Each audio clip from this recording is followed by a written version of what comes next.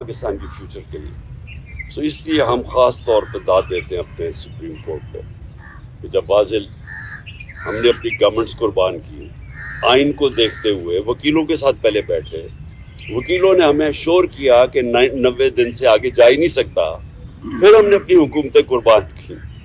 تو اس لیے تو نہیں قربان کی تھی کہ یہ سارے اپنے یہ محسن نقوی جیسے لوگوں کو اوپر بٹھا کے اور سارے ہمارے مخالف اور بیوروکریٹس اور پولیس والوں کو اوپر ہمارے بٹھا کے اور ہمارے اوپر انتقامی کارروائی شروع کر دیں. اور یہ یہاں بھی اور پختونخوا میں بھی ہم نے تو اس لیے کیا تھا کہ ہم نے کہا کیئر ٹیکر آئے گا اور اس کے بعد 90 دن میں الیکشن ہوگی.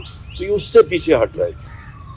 اور یہ بھی کہ اتنا آگے نکل گیا ہے، یہ بھی صاف آئین کی خلاف ورزی ہے ابھی بھی، کیونکہ یہ ظاہر ہے یہ وہ جو 90 دن کے بیچ میں نہیں ہو سکتا کیونکہ انہوں نے اتنا ڈیلے کر دیا.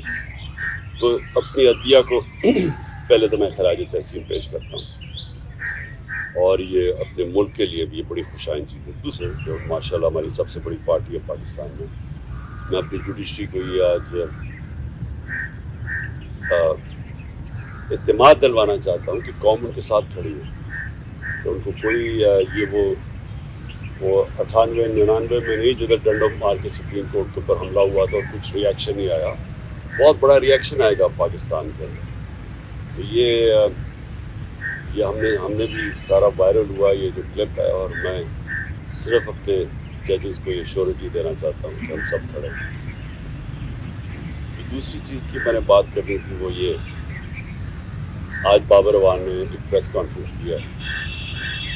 دیکھیں پہلے تو خطرہ مجھے کس سے ہے، میں نے جن 3 لوگوں کے نام لیے تھے میرے اوپر جب واردات ہوئی تو میں نے ان تینوں کے نام لیے، تو ہر چیز جو اس کے بعد ہوئی میرے اٹیمپٹ کے بعد وہ مجھے کنفرم کرتی ہے کہ وہ تینوں ملوث تھے اس میں.